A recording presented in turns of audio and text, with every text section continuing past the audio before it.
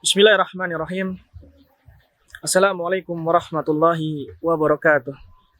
Alhamdulillah, Alhamdulillah wassalatu wassalamu ala Rasulillah. Saudaraku Adawa TV yang telah dirahmati oleh Allah Subhanahu wa taala. Banyak di antara kita yang tatkala mengamalkan suatu amalan tidak sesuai dengan amalan yang dimana dicontohkan oleh Nabi kita Muhammad SAW. Banyak di antara kita yang dimana mengamalkan sesuatu, dia amalan tersebut dimodifikasi oleh mereka. Bukan hanya kendaraan, tapi amalan juga mereka modifikasi. Tentunya amalan-amalan seperti ini bisa mengakibatkan seseorang yang dimana menjadi amalan yang sia-sia. Allah Subhanahu wa taala berfirman di dalam surah Al-Ghasyiyah, yakni ayat yang ketiga, amilatun nasibah. Amalan yang sia-sia. Saudaraku Adawa TV yang telah dirahmati oleh Allah Subhanahu wa taala. Umar bin Khattab radhiyallahu anhu, tatkala beliau masih hidup, tatkala beliau mendengarkan ayat Al-Ghasyiyah yang ketiga ini, beliau selalu menangis. Padahal beliau adalah seorang sahabat yang dimana dekat dengan Nabi kita Muhammad SAW. Dekat yang dimana sahabat yang dimana diampuni dosa-dosanya oleh Allah Subhanahu wa taala.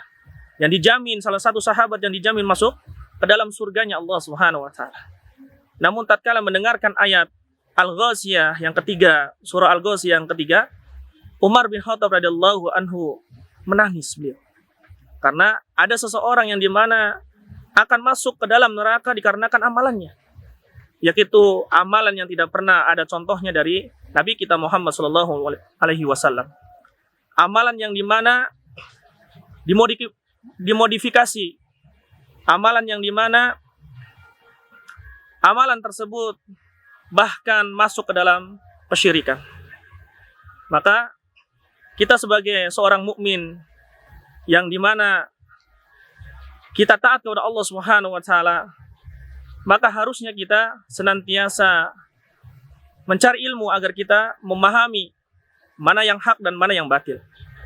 Karena dengan kita jauhnya dengan ilmu, maka bisa jadi seseorang tersebut bisa mengamalkan suatu amalan yang tidak pernah ada contohnya dari Nabi kita Muhammad sallallahu alaihi wasallam.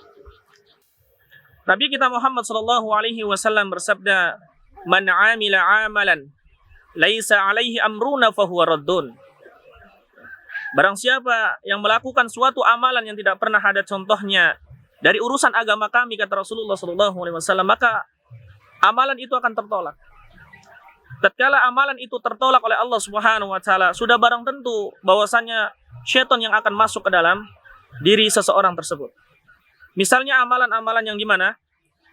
Misalnya yang pertama, amalan yang tatkala seseorang itu membaca misalnya Al-Ikhlas 114 kali atau 70 kali atau ribuan kali, lalu ada tujuan tertentu di waktu-waktu yang tertentu, amalan yang seperti ini tentunya amalan yang tidak pernah ada contohnya. Tatkala diamalkan maka bisa jadi ya Allah Subhanahu wa taala menolak, lalu syaitan yang akan masuk ke dalam diri seseorang tersebut. Lalu yang selanjutnya, contohnya ada seseorang yang dimana mengamalkan ya Jabar. Bukankah ini nama Allah yang agung? Namun tatkala dia mengamalkannya dengan puluhan ribu, di jumlah-jumlah tertentu, di waktu-waktu tertentu, ada tujuan tertentu, maka amalan yang seperti ini akan menjadi mudorot di dalam dirinya. Banyak kita menghadapi kasus-kasus di dalam ruqyah. Tatkala seseorang melakukan amalan-amalan yang tidak pernah ada contohnya dari Rasulullah SAW, ternyata seseorang itu sudah ada syaitan dari kalangan jin yang menduduki di dalam jiwanya. Maka hendaknya kita seorang yang beriman mengamalkan amalan yang selalu dicontohkan oleh Nabi kita Muhammad SAW. Nabi kita Muhammad SAW bersabda, "Shallu kamma ra'aitumuni usolli." Salatlah sebagaimana kalian melihat aku salat. Bukankah ini kabar dari Rasulullah SAW? Sedikit bahwasanya salat pun harus sesuai dengan Rasulullah. Begitu juga dengan amalan yang lainnya, harus sesuai dengan contoh Rasulullah SAW. Ada seorang tabi'in, ini kisah dari seorang tabi'in yang namanya Atta As-Salami, seorang tabi'in yang mulia. Atta As-Salami ini seorang tabi'in yang dimana kerjaannya itu menenun. Tatkala itu Atta As-Salami mendatangi pasar hendak ingin menjual kain tenunannya. Tatkala sudah sesampainya di pasar, kain tenunannya itu dicek oleh siapa? Oleh si pembeli, yang dimana si pembeli itu ahlinya di dalam urusan kain tersebut. Ketika dicek oleh sang pembeli, ternyata apa? Kain tenunannya itu ada beberapa yang cacat. Lalu si pembeli ini mengabarkan kepada Atta As-Salami, "Wahai Atta, sesungguhnya kain yang engkau bawa ke sini itu sangat bagus.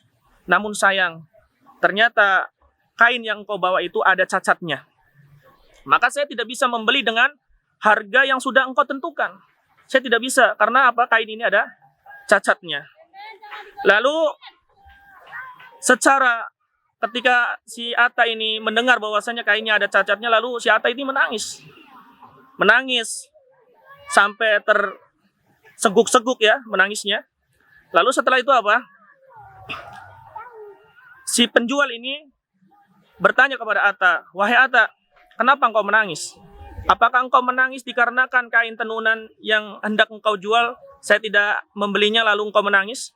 Lalu si Atta menjawab, "Saya menangis ini bukan karena kain tenunan saya yang tidak jadi engkau beli. Saya menangis dikarenakan apa? Jangan-jangan bahwasanya amalan yang saya jalanin ini di hadapan Allah Subhanahu wa taala sang ahlinya bisa jadi amalan saya penuh dengan cacat. Inilah yang membuat saya menangis. Inilah yang membuat saya menangis, bukan karena kainnya, tapi saya ingat bahwasanya sang ahlinya itu bisa menilai sesuatu. Maka tatkala saya menyuguhkan amalan kepada Allah Subhanahu wa taala nanti, bisa jadi amalan yang saya sering jalani berpuluh-puluh tahun ini bisa jadi penuh dengan cacat. Maka inilah pelajaran untuk kita agar kita senantiasa memperbaiki amalan. Atta As-Salami ini adalah seorang tabi'in yang mulia. Seorang tabi'in yang mulia yang dimana amalannya sungguh bagus. Namun beliau masih takut ketika nanti berhadapan dengan Allah Subhanahu wa taala amalannya penuh dengan cacat. Tentunya ini menjadi ibrah pelajaran untuk kita, saudaraku Adawa TV yang telah dirahmati oleh Allah Subhanahu wa taala. Hendaknya kita senantiasa memperbaiki amalan-amalan kita dengan cara menuntut ilmu. Karena Allah Subhanahu wa taala menghendaki kita untuk pintar, bukan menjadi manusia yang bodoh. Ingat bahwasanya kita diciptakan oleh Allah Subhanahu wa taala, "Wa ma khalaqtul jinna wal insa illa liya'budun." Allah ciptakan jin dan manusia untuk beribadah kepada Allah, untuk memperbaiki seluruh amal-amalannya agar kita bisa membedakan mana yang hak dan mana yang batil. Kita harus senantiasa berilmu dengan apa? Terus kita mencari ilmu. Thalabul ilm fardhu ala kulli muslim. Mencari ilmu ini adalah kewajiban setiap muslim. Jangan mau menjadi orang yang jahil. Terus semangat menjadi orang yang bisa berguna untuk manusia. Terus semangat menjadi orang yang terus menimba ilmu Allah Subhanahu wa taala. Barakallahu fiik. Wassalamualaikum warahmatullahi wabarakatuh.